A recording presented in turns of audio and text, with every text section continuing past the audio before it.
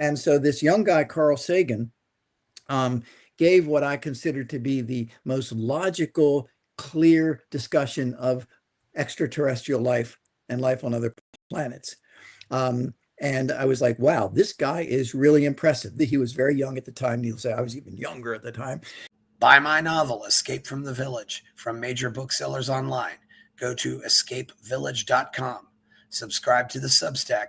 Go to fountainheadforum.substack.com.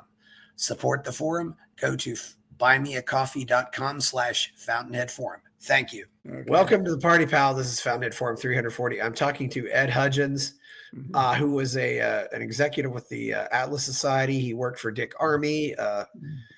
He was also in the House. He also worked for. He was also editor of Regulation Magazine for the Cato Institute in the past. Ed's got a long history, but the thing we're going to talk about is one of Ed's earliest jobs. After your senior year in high school, you were an intern at NASA when on that fateful day, 20 July 1969, when Neil Armstrong and Buzz Aldrin walked on the moon. So we're going to talk about that summer. Probably one of the greatest summer jobs you could ever have. Right, Ed? So absolutely. By the way, I was a junior in high school at the time. Oh, so I was even younger, at that time. It was summer of 1969. I was going to Duval High School, which is in Maryland, and it's literally about a mile or mile and a half from Goddard Space Flight Center. And so basically, I had an offer. They were saying, well, does anybody want to do a internship at NASA? Which, of course, I knew that the Apollo 11 would come up. It's like, yes, me. Yeah. And so that was like, again, I was like a kid in a candy store. Now, first of all, I didn't have such, I wasn't like a physics major at the time, or I wasn't some kind of a science prodigy. Many people think I was a child parody, but that's a whole nother issue. But, so I wasn't able to do any real work except for run errands and work with the people there. And they said, hey, Ed, I worked for the NT&TS division, Network Training and Test Division. And what that division did was they managed the whole global network and trained the people for the whole global communications network. Because when you're flying out in space and you're 250,000 miles away, how do you keep in touch?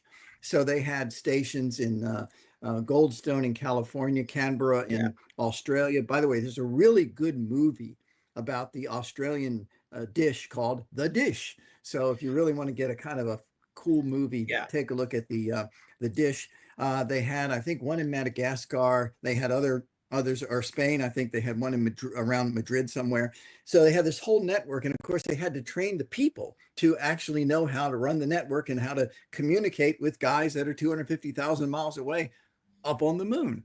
And so that's what they did. So, that was the particular division I was at. But let me tell you a couple of cool things. For example, I was very interested in, I first majored in physics and astronomy, by the way, when I went into college finally a year or so later. Then I turned to the dark side of the force and, went to politics, political philosophy and all. But I was interested in, of course, astronomy at the time. And they had a really great library at NASA Goddard. And I went in there and I said, can I get any like photographs of the moon so I can kind of look at landing sites and things like that? And they said, sure. Here's some basically microfilm, basically 35 millimeter film from the 5 lunar orbiters. Just check off whatever you need. Do I have to pay for it? Are you an intern here? Or you work here? Yeah. Okay. No, we'll give it to you for free. So sorry for the taxpayers. I apologize, but I geeked out and I got 100 of these literally printed from their high resolution negative from the lunar orbiter maps of the moon. I've got 100 of these. So here we go. Here's another one. There's another cool one. Look at that. So hey, pretty cool, huh? So it's like, So, you mean I can get 100 of these things or however many I want? So I'd go through the microfilm and say, I want one of Copernicus crater. And I look it up and they print out they print the thing out. There it is. I got 100 of these suckers. They're up in the attic right now. But so, that was how I was really geeking out at the time. And now here's another thing that's interesting.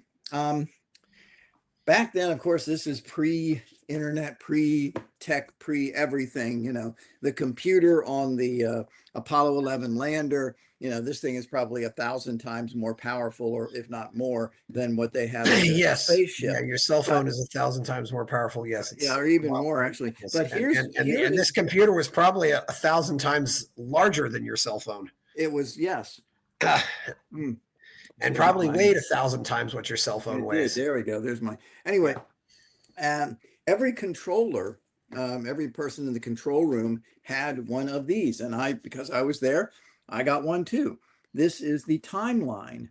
So the flight plan. Yeah. Flight plan. Yeah. So basically when you see, people in the control room, they're looking at, unfortunately, the staples don't, work very well. But they're looking at an exact timeline of, well, here's what they should be doing at this time. There's kind of a little thing. There's the timeline. It was a little bit off, but they said, okay, we just have to add 40. They had all this scheduled because they wanted to make sure everything was just perfect. I can imagine that. Yeah, because anything goes wrong. Mm-hmm. You've got 3 guys dead up in space. They didn't. Three. So there was Buzz Armstrong. Who was the third guy? Mike Collins. The way Mike Collins. Okay. Yeah. Yeah, and of course, what happened? Nobody remembers him. So yeah, I do, because I'm a geek. So what can I say?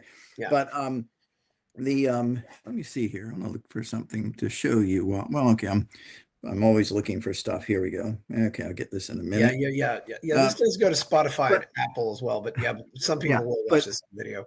Okay, yeah. But anyway, what I was going to say here is that Mike Collins. What happened, of course, is that the Apollo ship itself, I should have brought a photo of it.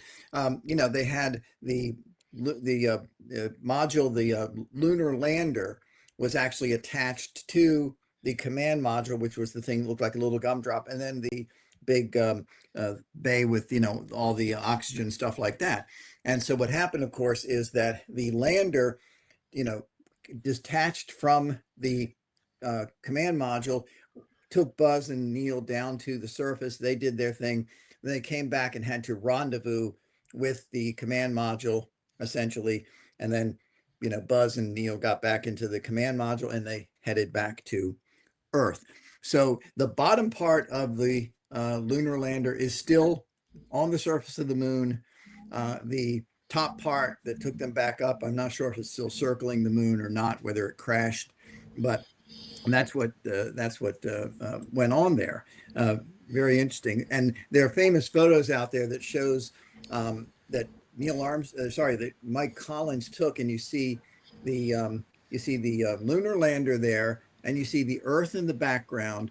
And the photo says the only human being who is not in this photo is Mike Collins, who's taking the photo, because you've got the whole Earth, so everyone on the whole Earth is technically in the photo, and then Buzz and Neil are in the somebody has to take the photos, and I guess they and you didn't have a tripod. I guess what you could have done is you have everybody, all 3 guys can take one photo of the other 2, but you're never going to get a photograph of all 3 of them.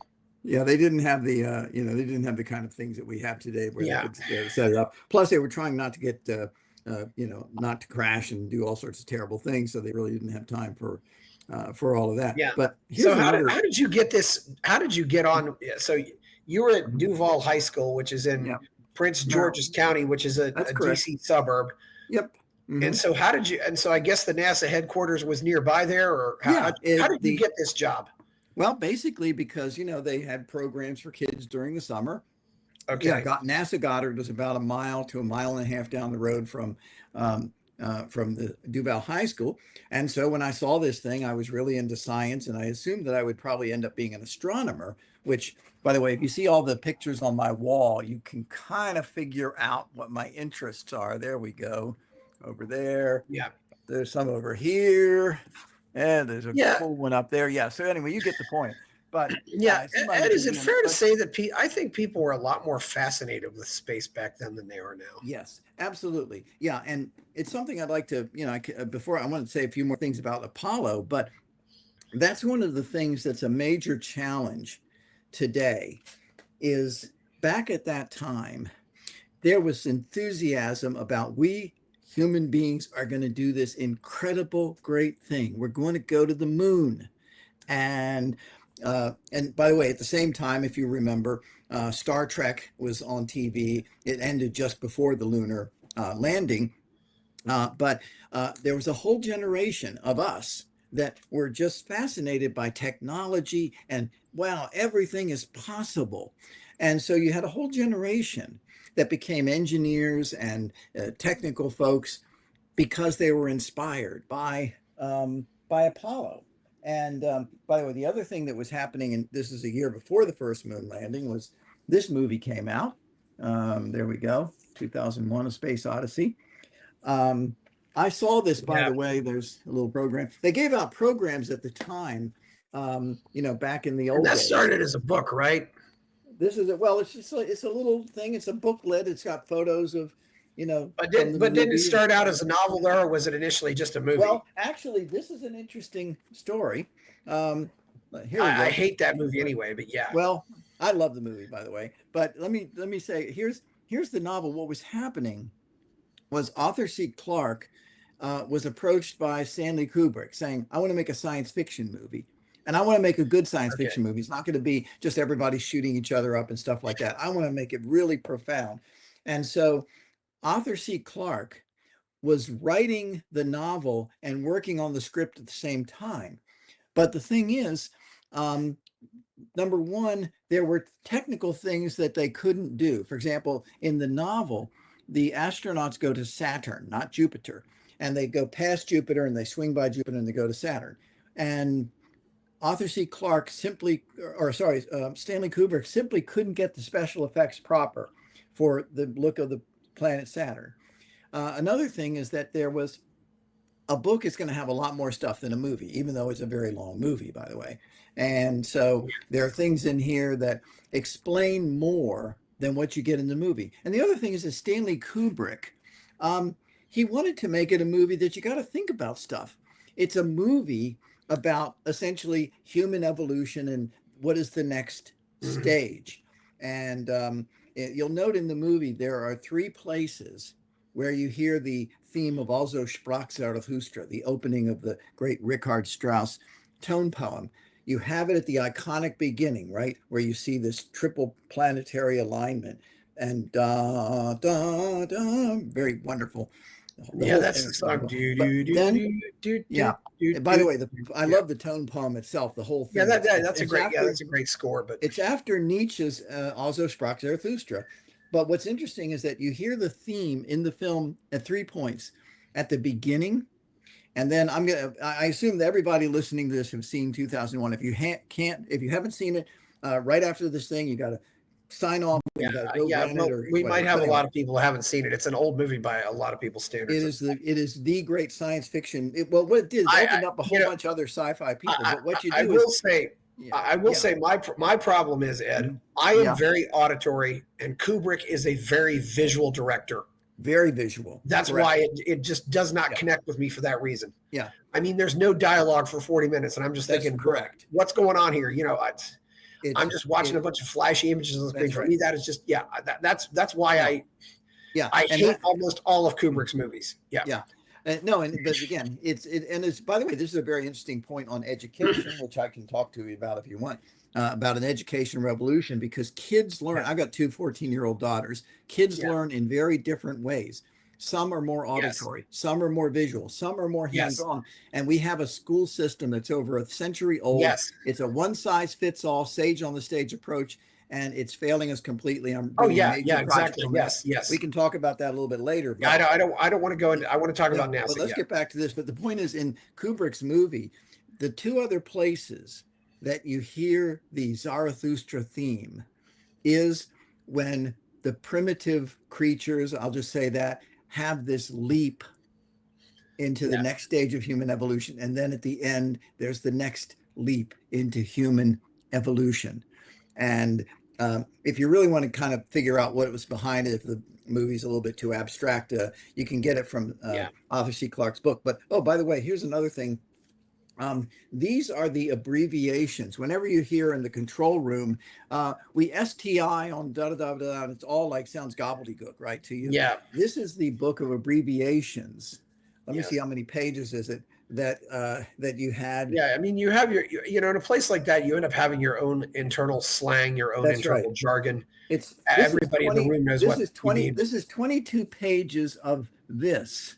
Yes, So, lettered abbreviations. Yes. right. And so when you hear him say, read on the PSK shift, PO2 on RST, and you're saying, what the hell is this, a spelling bee or what? Well, no, Yeah. this is, by the way, I want to say something else about Apollo 11. If you want one of the best books written on Apollo 11, or frankly anything else, let me see here. Yes. Anyone who's interested in this, you got to read Charles Murray's. Here we go. Oops, looks like your thing. That's a big movie. Yes, that's a big book. Yes. This book is the best book on Apollo 11, but not just on Apollo 11. What Charles Murray does in this book. As in Charles Murray, the bell curve Charles you got Murray? It. Yeah. He did this book with his wife. And by the way, on the 50th anniversary at Freedom Fest, I was on the main stage introducing Charles Murray and discussing this.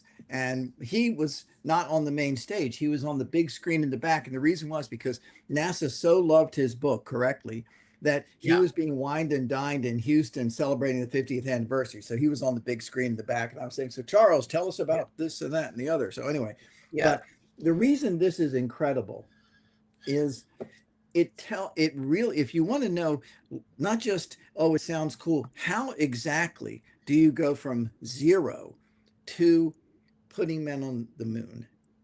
And he goes through, he looks at the different centers. He says, well, there was a group doing Air Force stuff over here. There was another group doing this. Here are their names. Here's what they were doing. Here's their personalities. They were doing this at a place called Langley, which was in the middle of nowhere, Virginia, and da da da da da.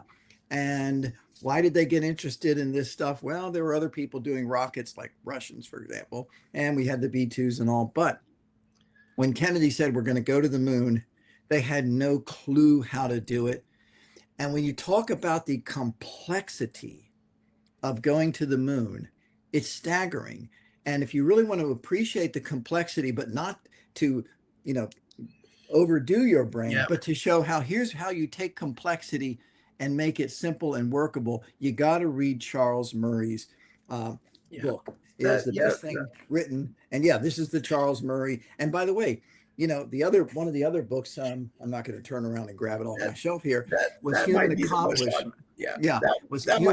Human Accomplishment. And the Human Accomplishment books looks at all the civilizations and says, which ones can we judge as the most accomplished, by what standard, and in what areas? Are we talking about art? Are we talking about technology? Are we talking about science? And so I recommend that book to everybody as well. I wear 3 hats right now. I'm not wearing any hat on my head right now. I wear 3 hats. I am the founder of the Human Achievement Alliance. And you can look at my website, www.humanachievementalliance.org. I am also now I got drafted to be the executive director of a group called Humanity Plus. It's a transhumanist organization. We don't use that word anymore, not because we don't like it, but it's just that there's a lot of distorted things about what we mean. And I'm also the strategic advisor to the Longevity PAC. And we work on legislative reforms, because the next great revolution, the 2 revolutions that many of the listeners here have certainly, or the one revolution they've certainly lived through, was the information and communications revolution. First of all, if you're listening to this, you're part of it. You're listening on an iPhone, you're listening on a laptop or a pad or whatever. The other one that's coming along, that's going to be as big, if even bigger, it's based on this communications information revolution, is the longevity revolution. literally and I'm working with the people who are literally looking to slow and stop aging, maybe even turning it back. This is not science fiction anymore. And that's going to be the next big one. But one of the things that brings me back to Apollo is this Yes. was so inspirational for a whole generation. People became engineers, scientists, teachers, and so forth because they were inspired by this book. And what I would love to see in our culture, we have such a negative uh, culture. We're in the best of times and we're in the worst of times. We're in the best of times because technologically, we've never been in this situation before. We're literally, I sponsor conferences and go to events and speak at the events with the people who are trying to solve aging. Okay. I mean, and in terms of technology, in 2007, no one had a modern smartphone. 90% of Americans, 90-some% of Americans, including one of my daughters, both of them actually technically have these things. I have instant access to virtually all the information, entertainment on the earth. You are in Austin. I'm right outside of Washington, D.C. We're having a conversation. I will often go on global conferences where I'm talking to people in Israel. I've got the guy who runs one of the big international organizations there, Germany, Switzerland, Asia, China, and one of the board members I work with is in China. All of that, has happened only in the last couple or 3 decades. But we're going to see another revolution. And I'm hoping that people will be inspired, especially young people, by these possibilities, because that's why I say we're also in the worst of times, because the culture is so negative. The crap they teach in schools is just such, navel gazing, envy-based garbage. And we do see a revolution coming in education too, by the way, and we can talk about that. So you were at NASA, which is what I brought you on here for. Exactly. Yeah. You're at NASA, and so you're just doing maybe intern work. You're going to the copier. You're maybe opening the mail and stuff like that. Yeah, well, maybe a little bit you're more. Still on NASA. Yeah. I mean, yeah. What was, this is one thing I do remember I just think about this. Was this the most audacious thing a president ever said? We're going to land a man on the moon and return him safely to Earth. And as he said, before this decade is out. Yep. Absolutely. And he said that in obviously before he was shot, but I think, I mean, that in some ways that's as memorable as ask not what your country can do for you. It's just, it was, no, I mean, it was absolutely. And again, this reflected the American spirit. You can argue with Kennedy on some of his policies. By the way, he was the one who said we got to cut taxes because it's a way to help enterprise. So I wish Democrats today would look at John F. Kennedy on that. There was definitely much more of a can-do attitude then that I don't think we have to the certain degree that we have now. You're absolutely correct about that. What was the initial reaction when Kennedy said that? Were people saying, "Oh, this is crazy. We're not going to land on the moon," or were other people? What were people saying? Well, I was of course a smaller guy at the time when he made that 1963. Yeah, I mean, I was still in elementary school, though I remember as an elementary school kid. This was when they were launching the first Americans into space. And I remember being a little elementary school kid. We're all in, what grade was I in? God, I can't even remember, 3rd grade, something like that. I remember we'd go down to one of the auditoriums or, sort of meeting rooms in the little school. It's a school that only had 4 classrooms, by the way, 1st, 2nd, 3rd, 4th grade. And then we had to go to another school for 5 and 6. And we'd all sit there and they'd have a TV on and all of us would watch Alan Shepard going into space, John Glenn going into space. We, as a younger generation, were literally looking at that stuff. We were eating it up. And so for me, saying, there probably was an older generation that was saying, going to the moon, are you nuts? But for my generation, it was, wow, that's cool. We're going to get a rocket. We're going to go to the moon. We were too young and, to know that it couldn't be done. But of course, it could be done. I mean, that was kind of the attitude, back at the time, is that this was, it was a can-do era. It was in 1960, 1962, we were only 15 years or so after World War II. The world was being rebuilt. We, of course, still had the challenge of the communists. We had the Cuban Missile Crisis in 1962, obviously. But but the point being that it was a very optimistic generation. I want to mention something else And so much, and as you pointed out, so much of this was motivated by we have to beat the Soviet Union. Yeah. We have to beat the Ruskies. Beat the commies. It was really because they had launched Sputnik. And you know, 1957 October. One thing that's significant though, and at the time in the 60s, there were a lot of people who could still remember Charles Lindbergh, and there were probably people in 1927 saying that Charles Lindbergh was crazy for flying a plane across the Atlantic Ocean. No, am I right about that? I mean, I'm curious. What were they saying? Well, I think that actually one of the things that was characteristic of the early 20th centuries, and by the way, there have been some good books written about this. Actually, here's one right here. Peter Thiel, and then there's another guy who's at George Mason University, has written about how through the 60s, into the 60s, we were a can-do people. We were optimists. My late mother, her parents came over from Italy. She was the firstborn in the United States. My wife, her mother came from what was Haifa, what was, basically British, British controlled, area at the time, and she came over. We are a country of immigrants, and the immigrants came here not to wave flags and say death to America.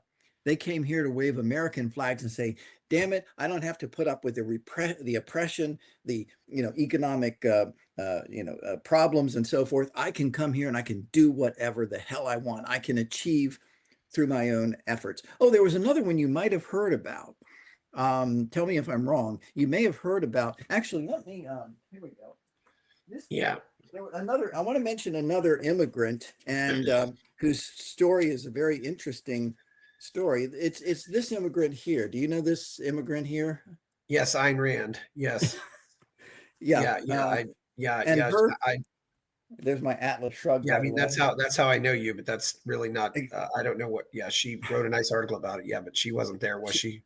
No, but though she wrote it, and in fact, I've written a couple of pieces where I've quoted Ayn Rand. Ayn Rand really manifested the spirit of America in the first half of the 20th century, certainly up to the 1960s. The can-do attitude. Yes, the can-do attitude. We can achieve anything, and the space race. And it was political. We wanted to show the world that, hey, these communist central planners, we can do it better. And by the way, we're doing it with contracting with the private sector. There were always private contractors. And this is very important. Russia did everything secretly. And then if it succeeded, they said, hey, guys, look what we did. We did it on live television. Basically, you want to talk about risky. What happens if the thing blows up? The world sees it. So that was really a chutzpah. Well, this is one thing too. I can remember as a child, it used to be watching the space shuttle go up and all that stuff was a big deal. Yeah. And what people don't realize, and what people may not realize, when the space shuttle went up, the space shuttle was the first reusable space vehicle. I mean, all of these previous space vehicles were used once and they were done. I mean, just imagine, I can imagine that was maybe the case with the first planes. And now you have a 737 and it lasts for 30 years, that you can have these space vehicles be used over and over again. I mean, we're definitely making progress here. It's really amazing. Yeah. And as you pointed out, sci-fi, I will acknowledge that 2001 really was a breaking movie in the world of sci-fi, because a lot of sci-fi was very cheesy, I guess I'll say it, or you could tell they were doing their best with what they had. And although I do think in a way, though, I think part of what made the original Star Trek so great, though, was it had the Mhm. sci-fi, but they still had to focus on character development and really That's correct. giving you Mhm. characters and dealing with all the emotions. Sci-fi Yep. wasn't sci-fi was a plot device, but it wasn't the story. And I No, think that's right. now it's getting more to a point where sci-fi is the story and Right. they forget the characterization. Right. By the But way, there were some good there, and by the way, that's a very important point you're making. In the yeah, 1950s, there there was, there was a lot of kind of schlock science fiction films, but there were also some good ones. One of my favorites that impressed me when I was a kid was Forbidden Planet, because there was a yeah, mystery there, and it became a psychological mystery. This was 1956. Um, yeah. uh, the day the earth stood still was kind of a I my when I read Atlas Shrugged for the first time, I pictured John Galt as Klaatu, the Michael Rennie character from The Day the Earth Stood Still, where he makes this dramatic speech about, we're going to live in peace. If you're going to basically threaten the rest of the world, rest of the planets, you're going to be gone. But him standing up there, this heroic looking figure, that's what I pictured John Galt when I first read Atlas Yeah, Shrugged. it's We had others sometimes as well. It Came from Outer Space was Ray Bradbury, yeah. and the other thing is novels. I was a big sci-fi fan. I love Robert Heinlein. Love Arthur C. Clarke. I especially love Isaac Asimov. So there Yeah. was a whole generation in the 40s, but especially the 50s, reading these great science fiction novels. And so when suddenly, hey, we're Yeah. going to go to the moon, people are saying, yeah, of course we're going to go to the moon. Well, I suppose there was also this attitude. Well, now we have airplanes. What's next? Okay, we're going to go into space. That's the logical progression of it all. Because I don't know if there really was any Well, there was space actually, science remember, fiction I- before that. I'll tell By you the a way, little. By the way, I do not consider Atlas Shrugged science fiction. I think that's No, ridiculous. I But no, I know some people say it but is. No, some it's people not say really. it is. But No, I and agree. certainly there is a lot of other science fiction out there, and sometimes really when you think about it, Yeah. some of this stuff really isn't science fiction anymore because it deals with Yeah. present day technology. Of Going into course. space is Hmm. not as advanced as it was. Uh, Hmm. and I Yeah. did I Hmm. I have to confess, I think the first sci-fi movie I watched was Abbott and Costello Go to Mars. But Okay. yeah, I think I saw Three Stooges when my parents took us all there to a were Three drive-in Stooges movie. movie. Yeah, they get on a rocket ship, and the Yeah. first thing is they actually come down and land in New Orleans, and it's Mardi Gras, and they think they're on Hmm. Mars because Yeah. everybody's dressed up funny and just. And Yeah. then, of course, the rocket ship goes through the Lincoln Tunnel in Yeah. New York. It's No, we were typical doing silly funny. Abbott and Costello comedy worked. Yeah, My favorite Abbott and Costello, of course, is yeah, Abbott and Costello Meet Frankenstein. Everyone should go yeah. watch There that were, on yeah. Halloween. I don't want It to. was really great, great Let's get stuff. back to space. So But let me get back to, yeah, and there were some other movies too. yeah, I think people, but and the other thing too is we didn't even have the knowledge then that we have now. I mean, I can remember the early astronomy books said that we had 32 moons in the solar system, and now I think we've found that there are more moons than that hundreds. just around Saturn and Yeah. Jupiter. I mean, and Hmm. back then also they thought Pluto was bigger than Mercury. Hmm. I definitely remember that. Yeah. No, I mean, that was another thing. No, you're right. I mean, again, the first year or so in college, I majored in physics and astronomy, and I had been very interested in that from elementary school on. And so I would follow all of this. Jupiter at the time was known to have 12 moons. I think Saturn had 10. We weren't sure. I think Yeah, we might have known two from Neptune. yeah. And There were two on yeah, Neptune, Triton and Nereid. Yes, right, Triton, and I forget what the other one was. Nereid. Yeah, and so Something so like that. basically back in those days, yeah, and part of the thing is we had limited technology. The biggest telescope at the time, workable Yeah, telescope, of course, was Mount Palomar, and yeah, it did as good as we can, and we had some other big ones, Mount Wilson, of course, in California and all. But that was one of the other things is the advancement of technology, which made more discoveries that we could build on to do even more stuff. There's a dynamism to technology, and that's why I recommend Charles Murray's book, because he really shows graphically and in the way that you can understand. You don't have to be an engineer to understand what he's talking about, how the social dynamics and the organizational situation at NASA at the time allowed for this. If it had been too bureaucratic, you know what? It wouldn't have worked. he talks about how teamwork was important, but Mhm. when something happened, and his discussion of Apollo 13, which blew up, is really great because you basically see how, and you see this in the movie. The movie Apollo 13 is also Yes. excellent because you see how it doesn't matter that this is my title and this is my ballywick and all. Something happens, you got to figure it out. Let's just get together and figure the damn thing out, Yeah. and that was the way. Ed, I also am going to assume that you've seen the movie The Right Stuff. Of course. Yeah. I love it. You tell people a little bit about that movie. That's from Yeah. 1983, I believe. It's an excellent movie, by the way, a very good film score. And if you listen to Yeah. the film score, the main theme sounds a little bit like Tchaikovsky's Violin Concerto. So just FYI, if you're but that movie, buff. is about not just about space, but about aviation too. It's about aviation, and a transition to, the NASA and to the Mercury program. And it starts off again with the breaking of the sound barrier. Yeah. By Chuck Yeager. Chuck Yeager, yes. By the way, I met Chuck Yeager in person. He gave a talk. I think it was at the 50th anniversary of the 100th anniversary of the first human flight by the Wright brothers. He gave a talk at downtown at the Smithsonian. So I got to see Chuck Yeager in person. Buzz Aldrin was there at the time. Who else? Gene Cernan, who was Apollo 17, was there. Trying to remember who some of the other cool people were there. But it's as a mountaineer, I love Chuck, that great mountaineer from Lincoln County. Yes, he was a. And by the way, you really get the spirit if you after everybody who's listening goes out and sees 2001, or maybe even before you see 2001, you leave that for some evening when you're having a drink or something. Look at The Right Stuff. And it's from the novel, by the way, The Right Stuff. And it's pretty good. It's fairly accurate because you see 1945, 46, right after World War II, you have all these pilot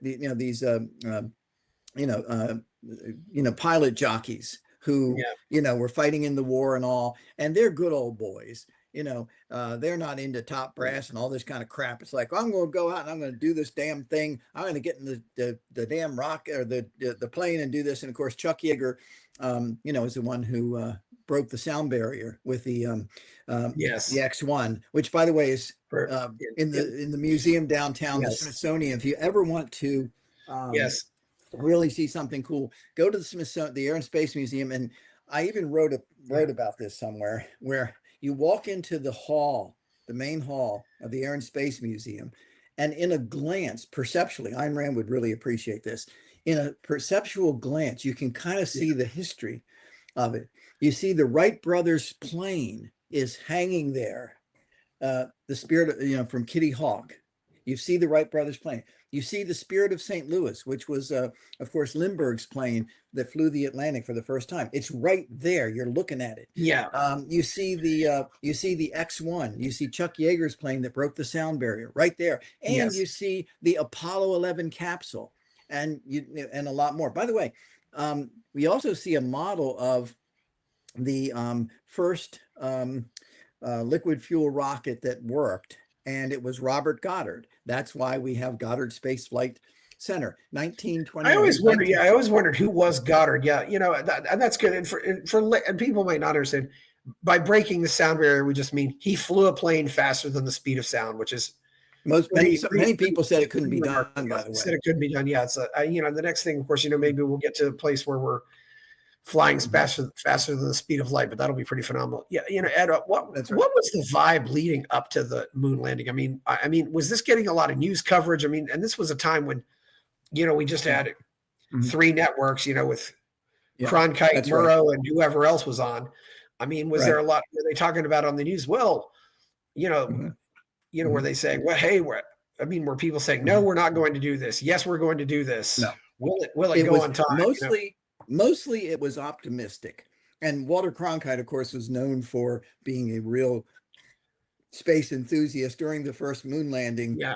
He's sitting there with Wally Schirra, who was one of the original Mercury astronauts. Wally Schirra was the only one to fly on Mercury, Gemini, and Apollo. He was Apollo 7, which was an orbital flight. And you see, he was sitting there. He was the commentator with Walter Cronkite during the first moon landing. And so there was a lot of optimism. Now, there was also sort of behind the scenes, maybe, or not so behind the scenes.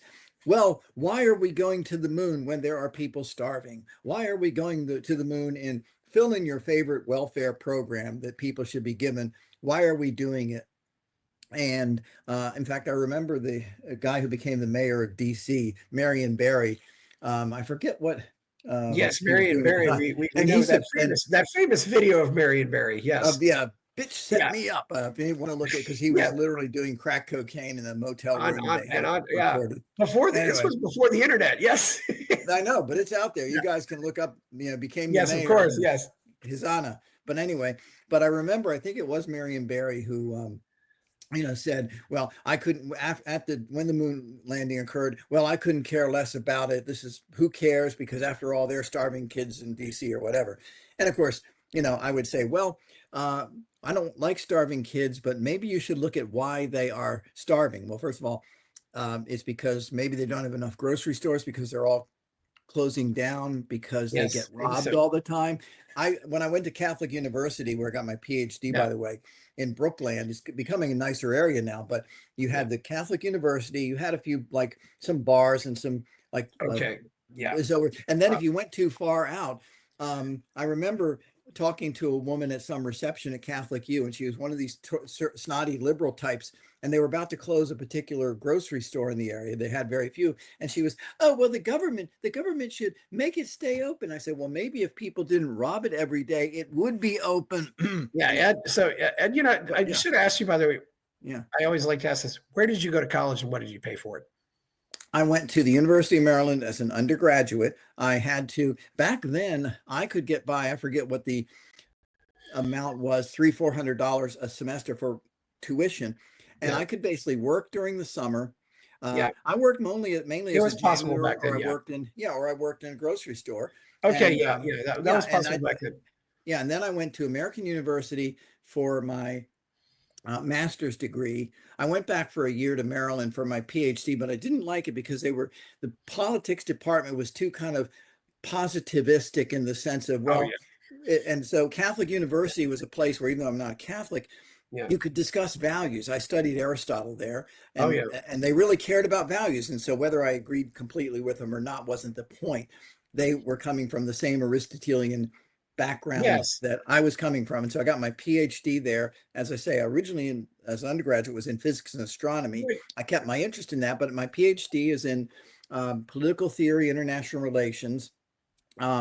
My doctoral dissertation is on the political and ethical implications of Ludwig von Mises' praxeology. Yeah. Makes a great Oh, yeah. stocking stuffer. Yeah. By It the makes a way. great job. Yeah. You've always stayed within 50 miles of the Capitol building, it sounds like. Wow. Yeah, pretty much. I lived in Anyway, Germany. Yeah, I lived in Germany for 1 year. I taught at the Okay. University of Maryland there. So that was a little bit further. Even that's a very interesting story, Yeah. because So yeah. So yeah. you were at Goddard Space Center, and there were space centers around Yeah, and I know, for example, there's those places down in Houston. yeah. What was it like, on the let's say the week, start with maybe the week before leading up to the moon landing. What was it like Well, around NASA then? everybody, well, yeah, I mean, first of all, everybody obviously was focused on the moon landing. So whatever the budget said, this many people are doing this and that. No, everybody was pretty Yeah. much had some sort of thing where they're watching out for the, like the group I was working for was basically training the people who ran the communications thing. And, they weren't actually, well, some of them actually, I think, were literally sitting in the control rooms at some of these big dishes to make sure everything went well with the staff. Obviously, it was one of the places where we had a control room where they monitored stuff. It wasn't the Houston control room, which was, of course, the main one. And the other thing, and this is something that, again, Charles Murray, I keep bragging about Charles Murray because he deserves it.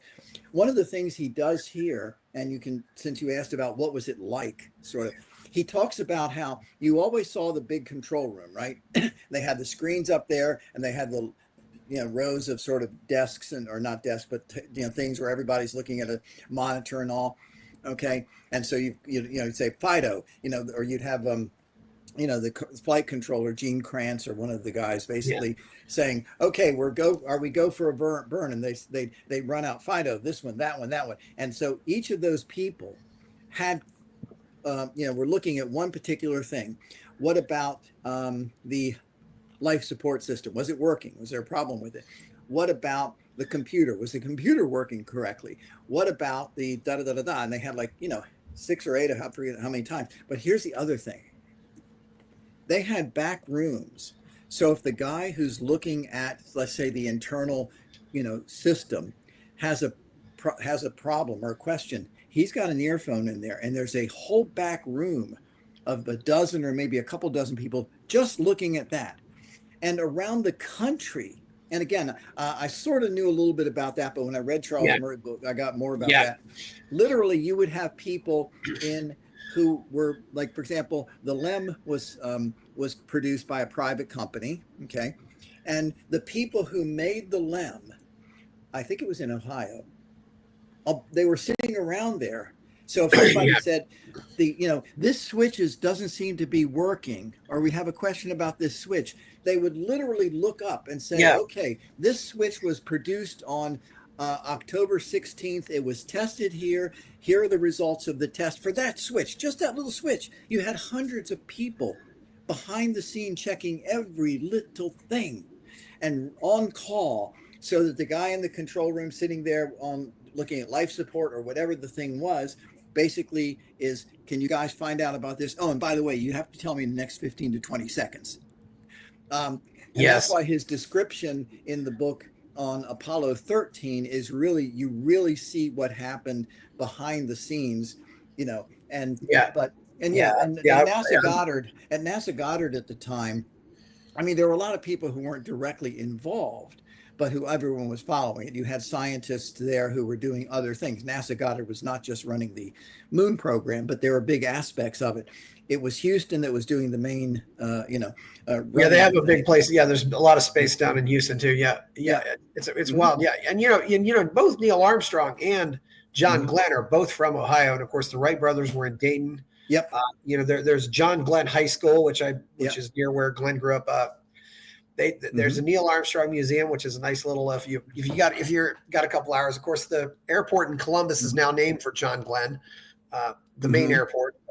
So it's really Ohio has an interesting history with aviation. They really it's and so I can imagine what it was like being at NASA when all this was getting ready, and of course the launch was from Cape Canaveral, right? Yeah, it was from Kennedy Space Center. And why did they do all the launches down there? What was the appeal of that location? Politics. By the way, Cape Canaveral. Yeah. And what was Canaveral? Is that somebody's name or? No. Well, Cape Canaveral is an actual geographical location in Florida. I'm going to be down there in about a week or so with my family for a vacation. And there's a guy on one of my boards who actually runs a space museum there. So I'm going to visit him as well. But Cape Canaveral, before there was the Kennedy Space Center, Cape Canaveral is the physical place. So when people say, well, the people at the Cape, it's like saying, it's a location, but the place is called the Kennedy Space Center. And there's two parts of the Kennedy Space Center. There's the civilian part, and there's an Air Force part. And so you can launch from those two different places. They were controlled in two different ways. Now, you might ask, why do we have the launch facilities at the Kennedy Space Center? Okay? And then you have the actual control and the place where the astronauts train, a lot of them in Houston. The rockets, the main rockets, the Saturn V's, were built in Huntsville, Alabama, where Wernher von Braun was. And you can go look at these different centers. And the reason was politics. Now, for Florida, it made sense, because if you're launching a rocket, you don't want it to go over a populated area when it blows up, if it blows up. So you put it right on the shore. And by the way, Jules Verne's novel From the Earth to the Moon, science fiction novel written in the 1800s, basically has the launch from Florida because, hey, it's kind of close to the equator and it's over an ocean. So Jules Verne was kind of predicting, and that's one of the reasons they did it in Florida. That's a good reason. Yeah, a lot of this stuff.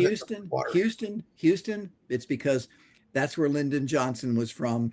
Lyndon Johnson, of course, was a Senate leader, and then he was the vice president, and then he was the president. So guess what?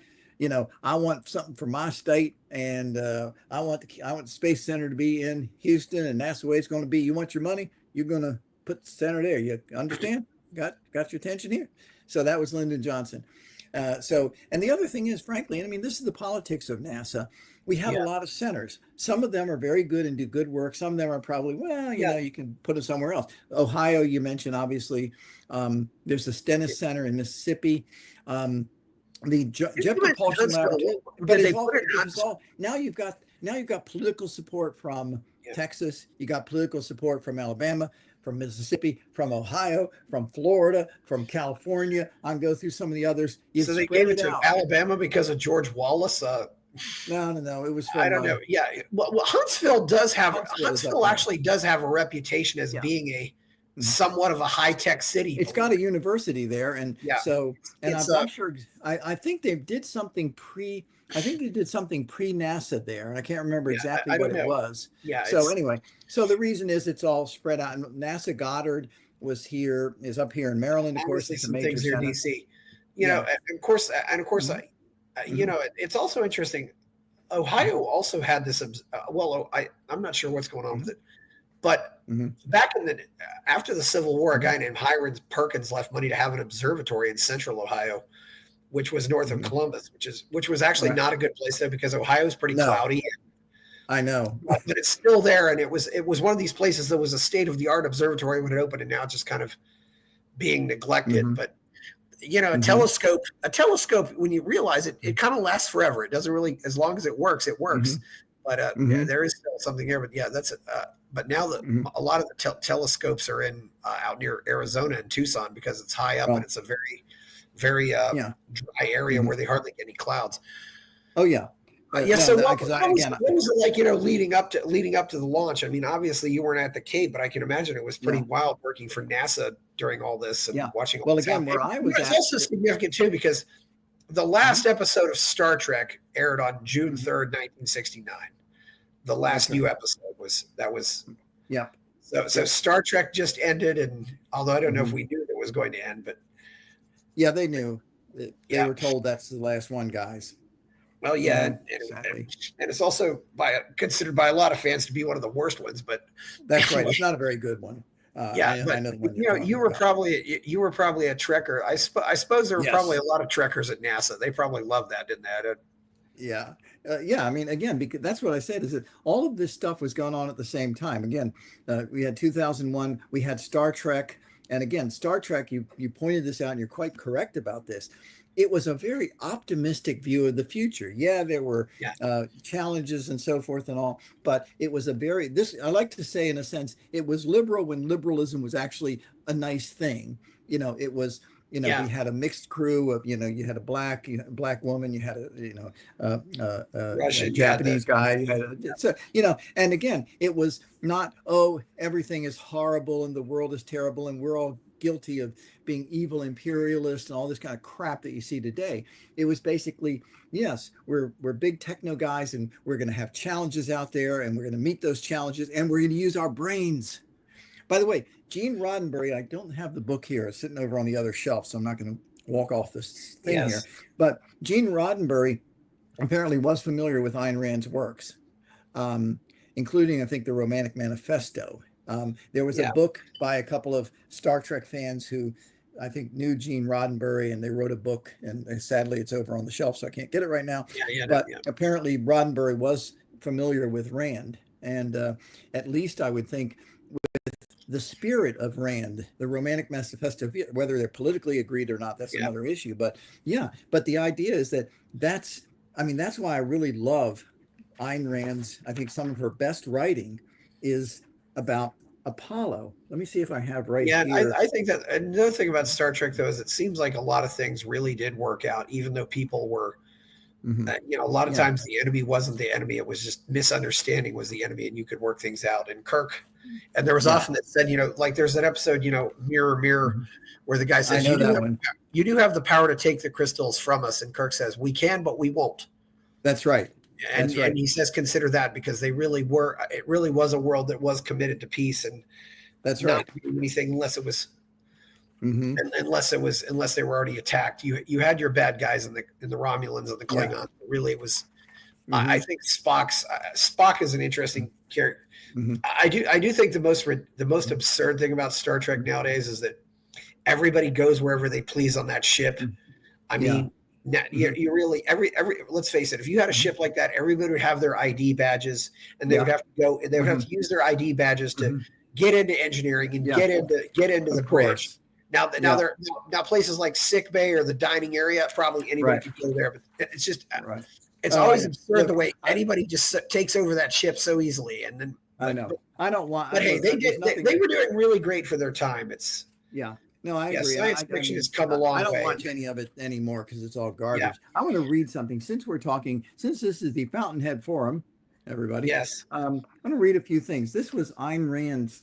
She had her essay, Apollo and Dionysus, or something like. Yeah, she had a couple of essays actually about Apollo. Here's because one. we had the moon landing, and then we had Woodstock less than a month later. And she wrote about that. Yeah, but of course, Ayn Rand saw the Apollo 11 launch from Cape Canaveral, from the Kennedy. Yeah, that's Space right. She was there. Yeah, she was in the audience. And as I read, she said, the government shouldn't be doing this, but said, yes, but this is still an amazing. You got to do something. This is an incredible achievement. This is a great day for humanity, and even Armstrong.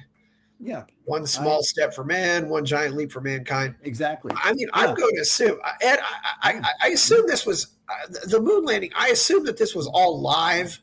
Yes, it was all live, of course. By the way, there's my book. And it was probably going to televisions all over the world, not just in America. It supposedly was that's Buzz signed my book. He's got a Buzz Aldrin, the second man to walk on the moon. Yes. I want to tell you about Buzz's chapter in a few minutes. But I mean, that was the thing, is that supposedly the biggest television audience in human history, it was 800 million. Of course, there was a lot fewer people in the world at the time.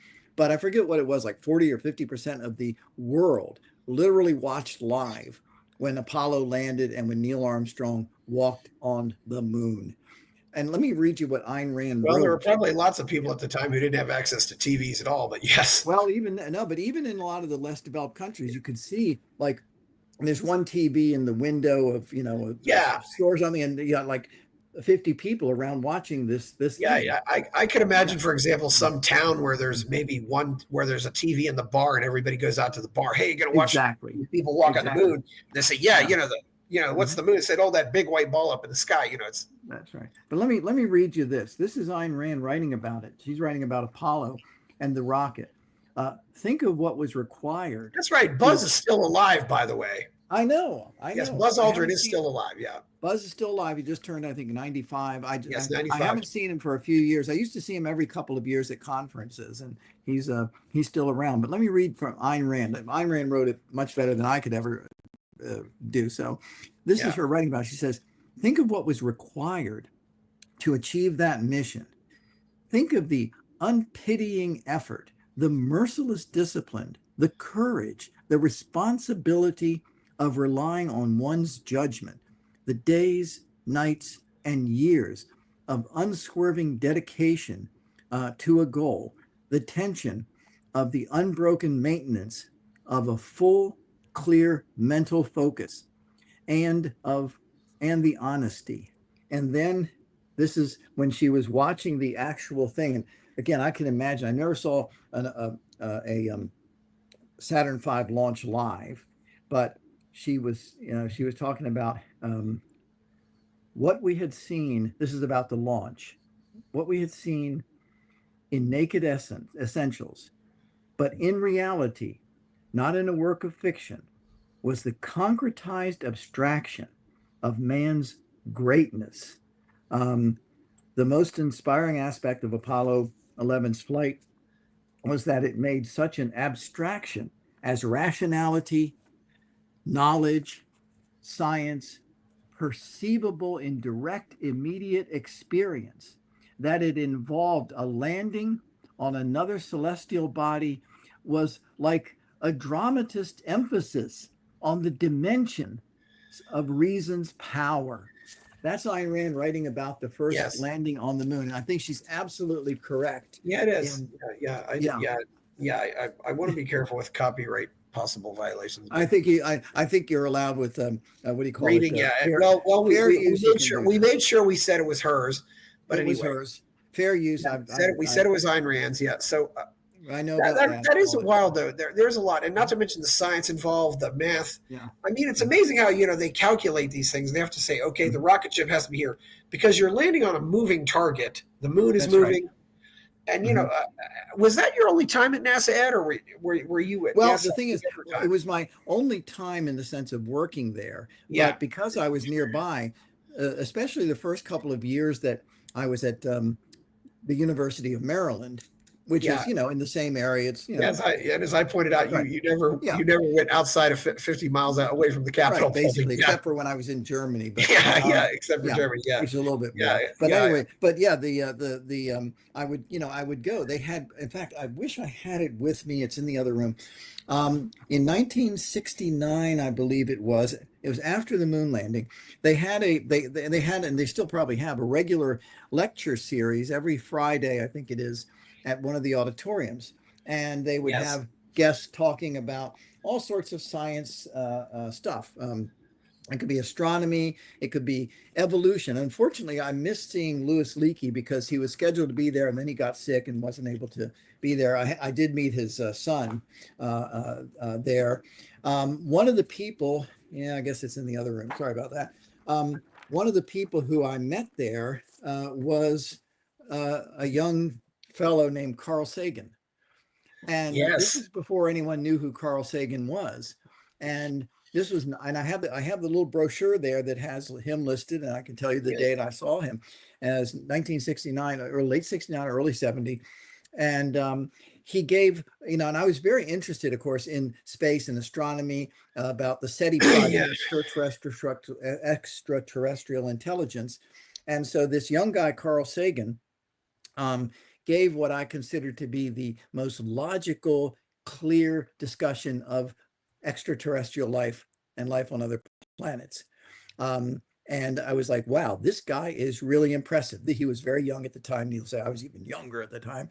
And I met him there. Another person I met there. I can imagine. Ed, it's weird, but I've listened to a lot of speakers, and it's interesting just how many of them just weren't that impressive. But I can imagine that Carl Sagan really was impressive. Yes. And I don't know about you, but if I could have had one person alive in 2020 who wasn't alive, I so wish he'd been alive in 2020. Oh, yeah. I think he would have been outraged by what happened in 2020. Absolutely outraged. Well, it's a whole different discussion, but that's a whole different discussion.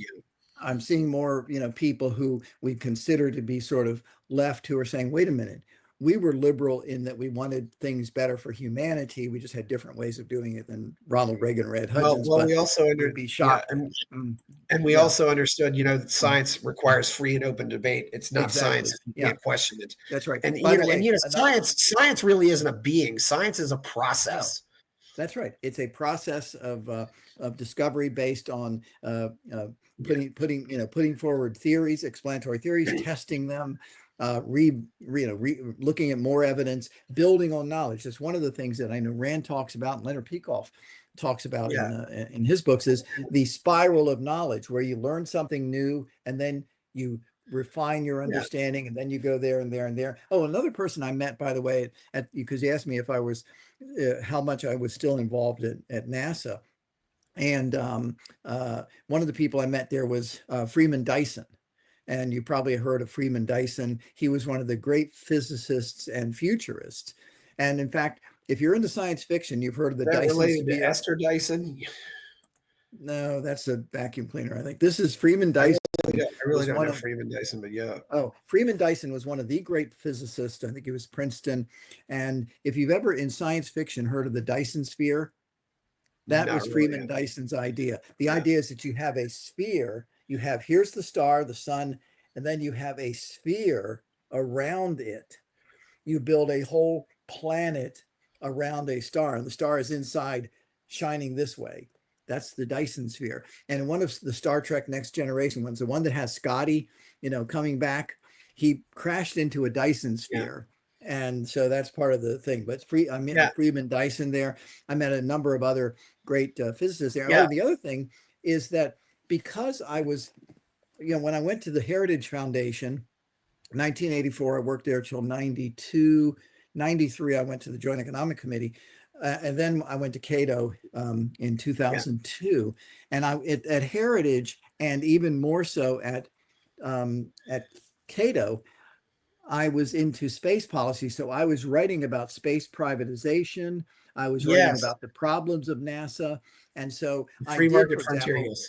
yeah. So, for example, when I went to the Kennedy Space Center when I was working on this conference and this book, and so I got a tour of the place. I met with some of the people there, and I would go to events here in D.C.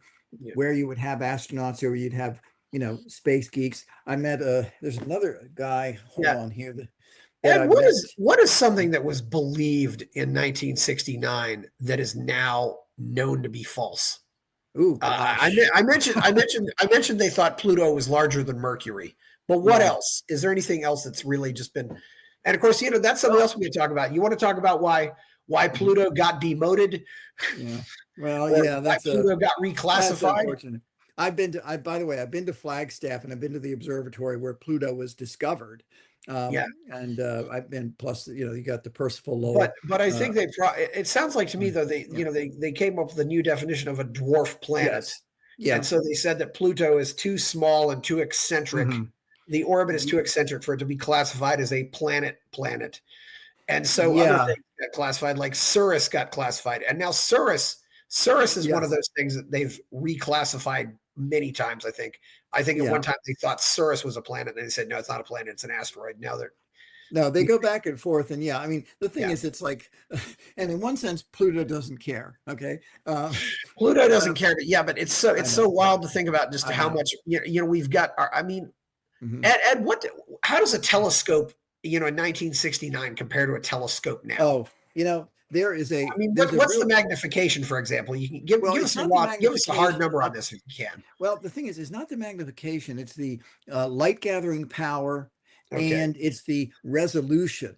I've got a number of telescopes myself, and so depending on how big the mirror is or the lens is, that's. But I'll tell you, here's the thing. Well, let's say, for example, you have a camera, that has a 5x zoom, and then later you got a camera that's got a 500x zoom. I mean, obviously that camera can zoom in 100 times more. I mean, can you, for example, what's the change in the zoom since then? It's got to be amazing.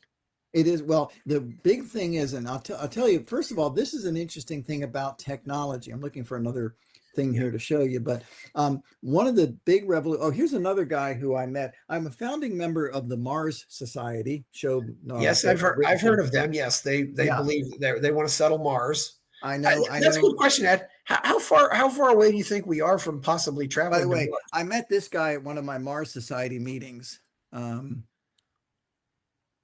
Who's that? Elon.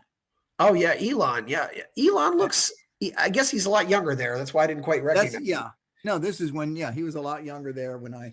He looks a little fatter too, but I know. By the way, I asked him if he knew Ayn Rand, and he said knew of Ayn Rand. He said he did. By the way, just FYI. So. Elon. What can you say about Elon? Elon is Elon takes a little bit too much corporate welfare, but there are a lot of things I really like about Elon. No, I do too. Elon. I mean, we don't in politics too much, but I like the concept of the Doge. Because I work in public policy, so I can point out hundreds of billions of dollars of government waste. My criticism is that they should have done it in a more surgical way. In other words, going through and saying, okay, we're cutting this and this, because what I see is that, like, for example, I'm for everything being private, okay, but I'm in the real world, so we got to pick out what is really wasteful and what is actually good. I work in biotech. And there's work that's being done right down here at the NIH that actually is good stuff. And so you don't want to cut the people who are actually doing the good stuff, and and so forth. But Mars, one of the interesting things, I'll say two things. This, if you're interested in Mars, how far away do you think we are from going to Mars? Is my main question. I'd say at least we always say it's a decade or so, and it's still a decade or so. But here's the thing.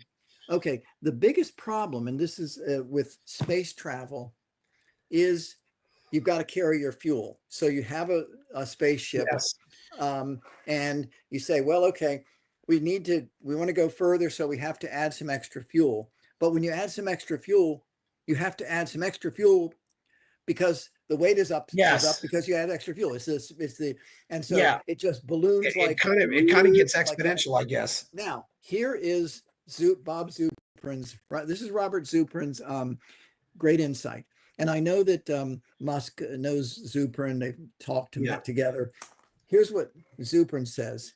Rather than building a humongous Death Star type spaceship, to go to Mars, and, it's going to be humongous, and you're going to go there fairly quickly, and you're going to go for 2 weeks, and you do the footprints and flag thing, and then you come back.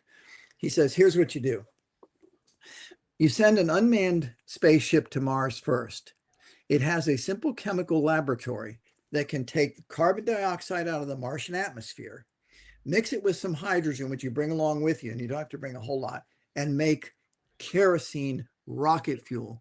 You have your return fuel sitting there on the planet Mars before the manned spaceship ever goes there. Then you send up your human, spaceship. Yes. You land there. You've got your return fuel right there, so the spaceship doesn't have to weigh, as much as the Washington Monument.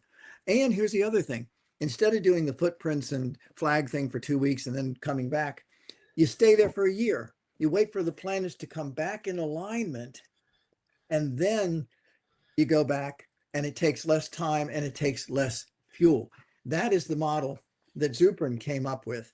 And I know that now I haven't gone to the Mars. I was a founding member. I just haven't gone for the last number of years for family reasons and so forth and so on. So I haven't talked to Zuprin about it lately. I'd be interested to hear what he says. And I wish that Musk would get back to going to Mars, because that was one of the big things that I wrote about when I was doing space policy at Cato and Heritage. Hang on, I'm going to get a prop for you. I like props. Hi, everybody. Yeah. 30 seconds. You can still hear me walking over to the other side of the room and picking up. Yeah. It's I definitely I got it. Okay, here we go. Well, I definitely want to hear more about your time at NASA. What was the? Okay. I'll tell you more. If I had something, what happened? What was the reaction after the moon landing? What was everybody saying? Was everybody partying? Okay, there's two kinds of reactions. First of all, among a certain community, there was still a lot of excitement. Unfortunately, the public was kind of like, been there, done that. And the story of, and I remember this about Apollo 13, was by that time, Apollo 13 was doing a live broadcast, from halfway to the moon, and none of the networks covered it. It's like, okay, we saw them do the moon thing, and then we had Apollo 12, and so, whatever. And then, of course, when Apollo 13 blew up, or part of it blew up, then it was becoming big news. But then it was also like, well, wait a minute, we've gone to the moon. We had this one thing blow up. Unfortunately, the guys, were able to get back. And so even though the real science was now being done with Apollo 14, 15, 16, 17, the public was just kind of, okay, we're bored with that. We want to look at other stuff. And this is when you weren't spending such huge deficits that we're doing now. And so we were supposed to have 20 Apollo flights, and they canceled 20, 19, and 18. We only did 17. Fortunately, on Apollo 17, also someone I met, by the way, I met both Apollo 17 astronauts, and one of them was Jack Schmitt, who was actually a geologist who had trained the other astronauts. And so Jack Schmitt, you finally actually had a real scientist. The astronauts were very good at being trained.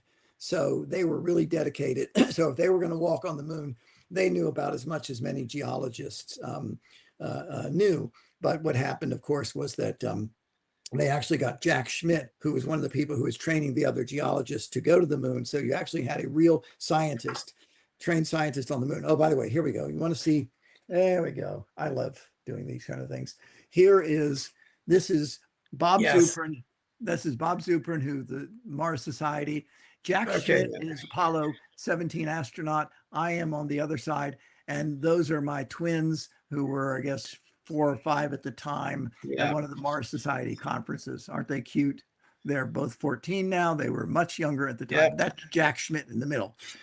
We were both speaking at the same Sounds like but yeah, amazing stuff, Daniel. Yeah, you've certainly gotten around and met some amazing people. Yeah. By the way, let me, Yeah, and here's something else I wanted to mention to you because you talked about this. Here is a model of the space shuttle. Okay, there it is, right yeah. there. Okay, Model of and you space got shuttle. this Yeah, thing. You got there's the vehicle itself. Now, what would happen? I've written about this, and there are a number of other people who are scientists who are smarter than I am. Okay, here's what happened with the shuttle. This is why people like me were complaining about it. Okay, the shuttle takes off. It flies right to the edge of orbit. It's just about to go into orbit, right? And you know what it does? It goes, whoop. Well, these two things are solid fuel booster rockets. They fall off very early, so you just have this big orange tank, which is liquid hydrogen and oxygen, non-toxic, flies right to the edge of orbit, and then it pushes this $40 million piece of equipment into the ocean. Okay. Now, yeah, what people like me and others were suggesting to NASA was what would happen if NASA fixed this tank so it could be refigured and put it into orbit. In other words, this big orange tank would not be in the bottom of the ocean wasting $40 million or $50 million or whatever it was. They would be in orbit. And then what you yeah. do is you go in. Now, by the way, liquid hydrogen and oxygen are non-toxic, so it's not like it's some sort of fuel that's going to kill you. And then you have it in such Yeah, a way that you can start hydrogen is cutting this up, everywhere. Yeah, making it into a space station. And I actually yeah, did a calculation. When I did my calculation, this was a couple of decades ago.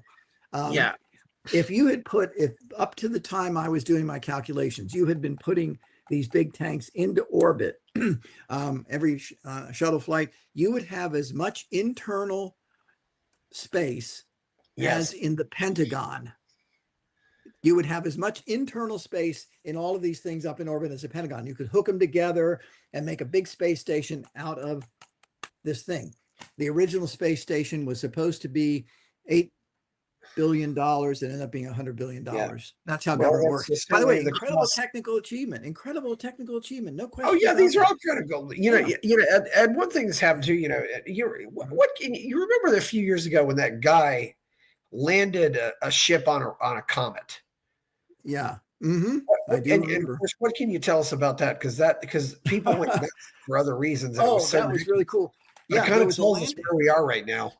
Yeah, there was a landing on a comet, and that was really cool because, of course, this was a comet that was far enough out that, what happens to a comet. I saw some flat earthers, unfortunately, are coming back talking about, Yeah, well, how does a comet have a tail? Okay, well, idiots. What happens is the comet is a big ball of like yeah, ice and dirt, essentially. Okay. yes, And what happens is as it's coming close to the sun, the solar wind, heats it up and the stuff starts boiling. And then that's the tail that you see when you go out and look burns at it away the outside. trash. Yeah, Burns it yeah, away. Yeah.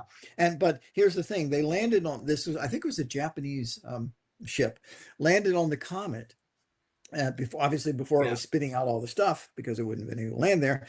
And you've got this really cool video you can find on YouTube or probably anywhere of, on the surface of a comet. And you see kind of the stuff in the background, the stars mhm. and some of the grit and stuff coming off. And it is really, really cool.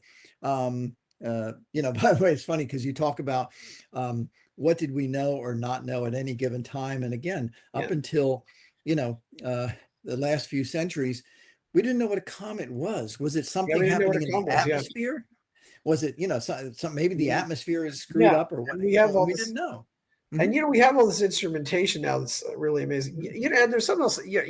When you talked about Marion Barry, I Mhm. can imagine. I imagine if there were people back in the day Mhm. going to Queen Isabella and King Ferdinand and said, Mhm. "Why are you financing Columbus's voyage? You should be giving that money to Mhm. the poor." That's right. Or the military back at the time, so we can kill other people. I wonder if that happened though. I can imagine it might have, but who Yeah. knows? It's Well, I well, didn't. I yeah. I didn't. mean, there I was think we stuff. probably covered everything at this point, though, Ed. No, well, there's a couple other things to cover. Yeah, if there's a few other things you'd like to cover, yeah, we can go into those Yeah. things. Yeah, Yeah, I'll go over a few things here. yeah, One thing is that we were talking about, here we go. Yeah. Talking about the spirit of Apollo. let me get my screen up here again. Yeah, we're talking about the spirit of Apollo and at the time. And one of Rand's, the reason I call my organization Human Achievement Alliance, everybody look it up, humanachievementalliance.org. Also look up humanityplus.org. I'm the executive director of that. Talk about that soon. Is, one of the incredible greatest things about Ayn Rand was the celebration of human achievement. You've got Howard Roark, got Hank Rearden, obviously John Galt. And, I've said that if you really are interested in human achievement and really not just getting platitudes, but understanding it. And I said, Charles Murray's book, another book I really like is Steve Jobs was a character.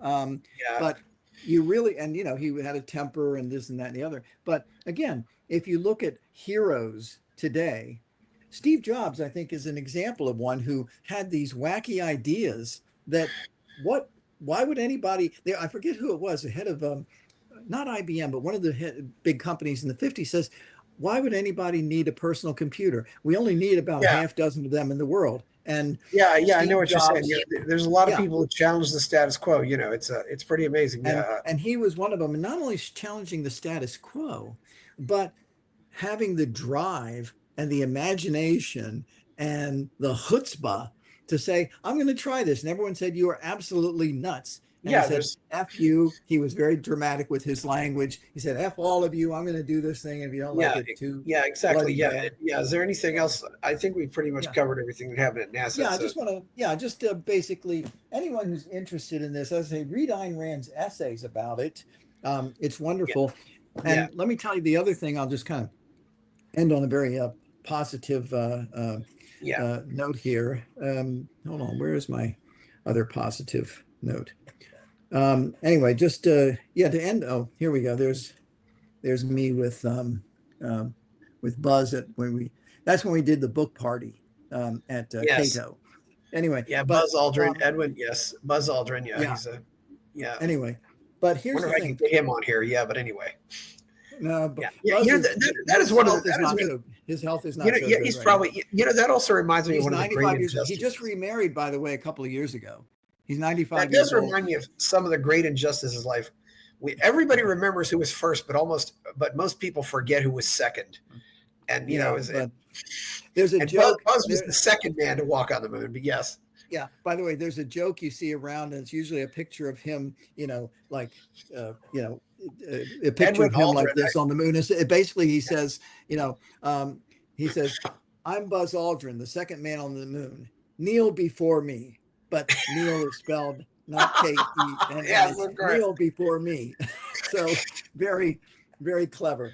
But I want to say to anybody who's interested in the spirit of the Fountainhead, the spirit of Ayn Rand, we're in one of the most profound times in, I think, human history. We have a situation today that, again, we're in the best of times, we're in the worst of times. On October 7th, when you had one of the most brutal massacres you could imagine, filmed and celebrated, thousands of America's best and brightest on campuses were celebrating and are still celebrating people who burned babies.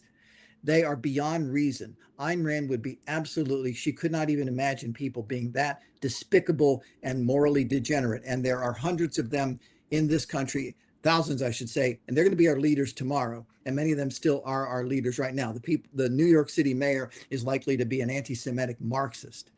But here's the good news, folks. There is a growing interest in future technology and the possibilities. As I say, I work not only on space issues. I'm going to be visiting Kennedy Space Center again in about a week or so. A friend of mine runs a museum down there. There is a great interest now in, for example, biotech, curing aging, curing diseases. There's a great interest in nanotech. There's a great interest in these things. And we're seeing another generation that isn't satisfied with life sucks, everything sucks, and let's just sit around and complain and lick our wounds. We have this new optimism that we should be promoting, that you see in Ayn Rand and you see in some of the great achievers. We are the generation that can take and point out the possibilities of going to Mars, terraforming Mars, doing incredible things on this planet.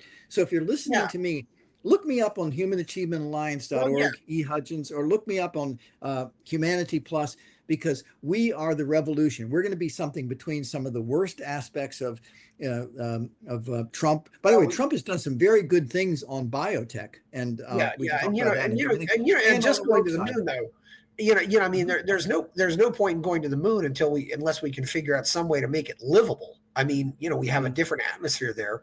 We're going to have Well, to we're figure not out going to. ways to There's never breathe. going to We're be going an to have to figure out atmosphere ways on to the get moon. water and get food.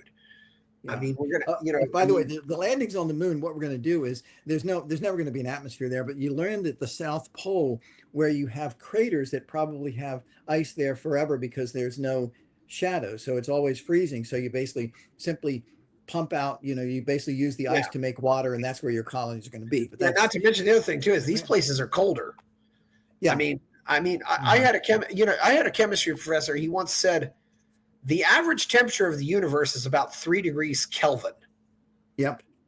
and That's you right. and the three and Kelvin, of course, is That's the scale that's based on just below. absolute zero.